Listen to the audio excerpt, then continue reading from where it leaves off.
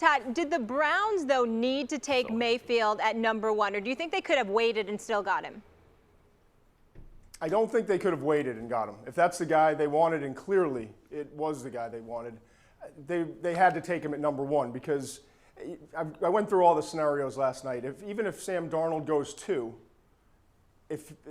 which he didn't, but if they chose Barkley at 1, let's put it that way, then Sam Darnold would go 2. And then at 3, Mayfield would likely have gone to the New York Jets, and he would have been gone. So in order to get their quarterback, the guy they think is going to be the first quarterback to break this 19-year streak of basically incompetence at the quarterback position, they had to do what they did is basically take him at #1. Now, this is a tough one for me because I have Baker Mayfield with a first-round grade, and I would not bet against him. But of the 4 quarterbacks, he and Josh Allen were the 2 that I'm not sure I would stake my career on. And so when you have Sam Darnold out there, I think that was the way to go, in my opinion. But again, beauty's in the eye of the beholder. John Dorsey and his very capable staff chose Baker Mayfield, and now only time will tell. It's not just the player you draft, it's how you develop them too. And so they've gotten a better supporting cast. They've got a good, qualified general manager. They've got an offensive coordinator in Todd Haley who is competent.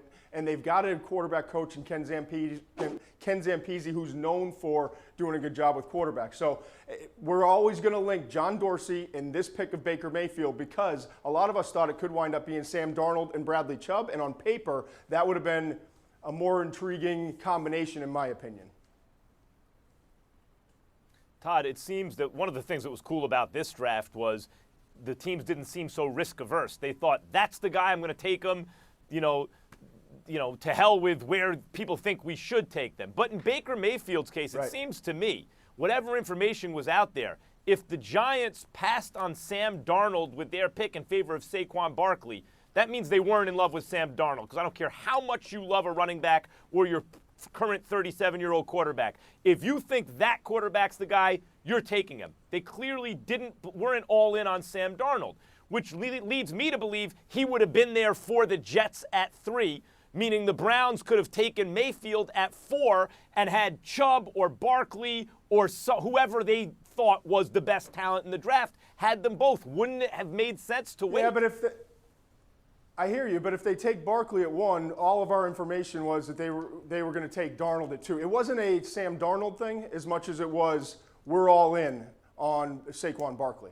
And it was the general manager, Dave Gettleman, also ownership. You have to consider that as well. I mean, we've very good sources around here, and the owner very much was in on Saquon Barkley and wanted Barkley to be the face of this organization, wants to get back to the big blue, running the football, being a powerful team. It's going to be dominant in the trenches, and when you get late in the year and the weather gets bad, we're going to run the football and we're going to stuff it down your throat and play great defense.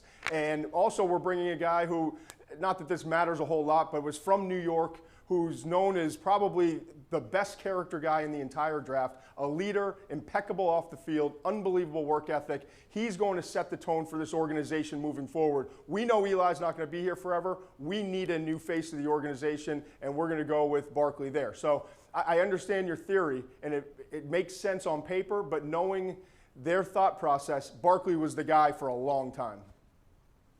I think they could have waited.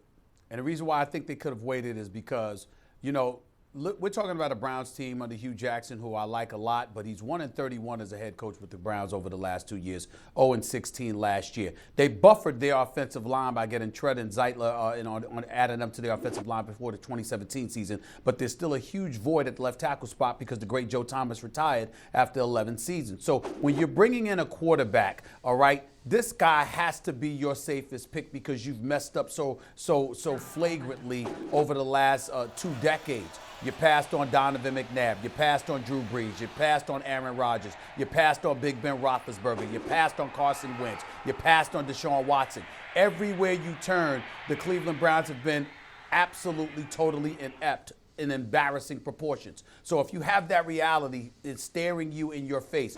It's got to be money. It can't be big risk, big reward with the number 1 overall pick for this particular franchise. It's got to be a sure thing. And Sam Darnold appeared to be the closest thing to a sure thing. So my attitude is, if you weren't going to go the route of Sam Darnold, what you could have done is gone the route of Saquon Barkley, because chances are somebody might have, whether it's the Jets at the 3 spot, obviously, because or the Giants at the number 2 spot, you're talking about Darnold and Mayfield potentially being unavailable at that particular moment in time. But I actually think that Mayfield could have ended up being there for you if you have grabbed Saquon Barkley first. Because I think somebody would have grabbed, I think the Jets would have drafted Sam Darnold, or the Giants would have drafted Sam Darnold. But that's just me.